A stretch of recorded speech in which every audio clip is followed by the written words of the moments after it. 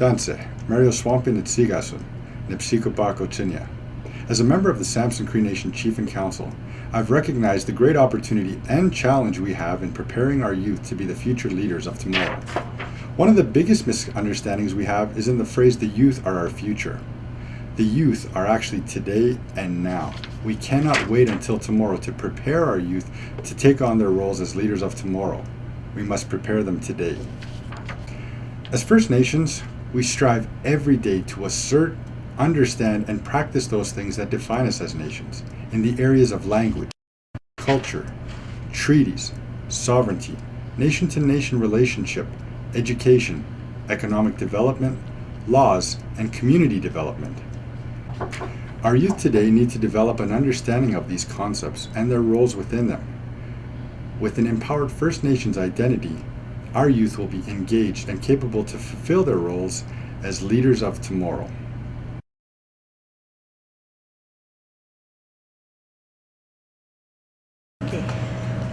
Nationhood is basically our community's identity. It just gives us an identity of where we come from, who we are. Us as Aboriginals of Canada, it is very much close to the heart for everyone that lives here. We are unique. We are different from the other nations from the south and the north. And hockey is a big part of it. Hockey is a big part of our identity because it's something that gives the kids a sense of belonging. I guess we have some kids that have been through the program since they were 3 years old, and they're now in their 20s and they're giving back to the community by coaching or reffing. So this is a big part of our nation. Growing up, kids have literally grown up in this building, and it is all community driven. It's all volunteers. Every coach, every manager, right up to the board level, is all parents that give back to the community, and this is one way they can do it. It's very different in different nationalities. Like, for example, the Bible itself, or when we say the Bible itself, it's very sacred to us, to the Plains Cree people, but it's not ours. That's what we believe in. We believe that another nation, it's a nation of people that it was given, that Bible was given to them. And the Bible, by the way, I heard just recently, and it was amazing when I heard it, but apparently the Bible is based on oral tradition. You know, all these years I was thrown like as a day scholar in a boarding school, and then they forced us to learn about catechism and stuff like that for several years, and all that time I didn't know about that it was based on oral tradition. So we had a nation of people within our nation, the Plains Cree Nation, which we term as intact systems of oral tradition. Intact systems are self-check-in systems where a system is very precise in order of its recital, in the order that it's recited, the etymology of that language, the root words and the derivatives of that language, of how it's very precisely broken down, so that the recited portion it acts as a self-check-in system. And then people had this over generation to generation. And of course, with all of these nitpicky things that I was telling you about that were happening, and one of them was the breakaway of our clan system, the relationship clan system. And anyway, all of these things that were happening, one of the things that I often say is I correlate, and that's why I brought up that Bible, because I was in a day school, and I studied the Bible into the depth, and then in there it says that there's a couple of things, but there's one that fascinated me, and that thing was it said that when baby Jesus was born, a little while after he was born, there was a king that ordered all the baby boys to be killed. They ordered this, so they had to go out and kill them. And so what was happening was they were hiding hiding baby Jesus around. They hid him, literally hid him around. So why? Because eventually he would, of course, teach the word of God. So I correlate that with these groups of people here that were being like this when the actual forceful way of life was being imposed on like colonialism and everything on our people.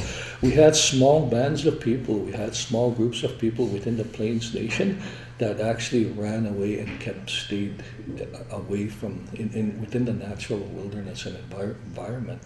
Tried to stay far away from the colonial kinds of stuff that colonialism had to offer, like the invested blanket and stuff like that. So they didn't want any part of that, so they just kept hiding. And in fact, there's a couple of accounts where elders talk about where they're almost caught, like they'd be in a bush or something like that, in a little bush, and then they'd be hiding. And then they'd have to nurse their little ones, and then the little older ones would have to hold them like that, to keep them quiet, because there was redcoats. They called them redcoats, these Northwest Mounted Police. They were riding right beside there, and if they caught them, that was it. So basically, they wanted to hide around. Why did they hide around? They wanted to hide that long story. We call it the long story. The long stories is our own identity as a nation of people, because within our identity, that long story, it tells us of where we came from, who was created in this, and what his name was. All of these different. Prior to that, there's also a creation of the hierarchy of supernatural beings in the universe. We have a story of that, and it's a long story.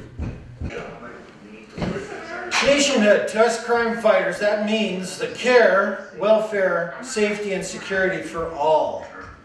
It feels good every day, Batman, when we care for the people and do whatever we can for them, supporting them throughout their days. You're right, Robin. Unity is a big thing for it too. And how do you achieve unity? Well, first you need good communication. You're right, Batman. So you're not always talking, but you're listening more than you're talking. You need to respect, you need loyalty, you need commitment, you need cooperation. All this stuff promotes unity in a group. Definitely, being a good listener.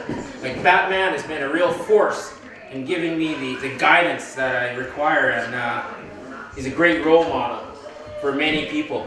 You're a good man, Robin. You're a good man. Well, I think we best be off to the Bat Cave. I see the bat signal out in the distance. Crime is always on time. Well, when I think of nationhood, similar to nationalism, I just think of a group of people, sort of like what I learned in social studies. So basically a nationhood, I would figure, is like our own little community as a reserve, our own political and spiritual values all coming together and creating a community.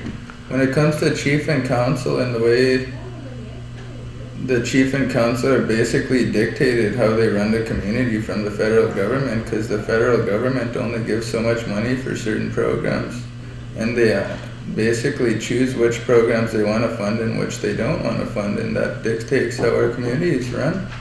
So when I think of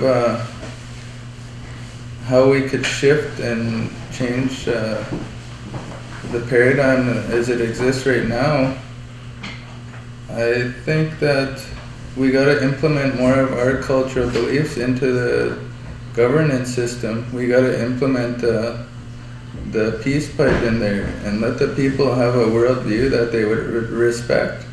Because right now, the people don't respect the way they're governing their people because it's not their way of life.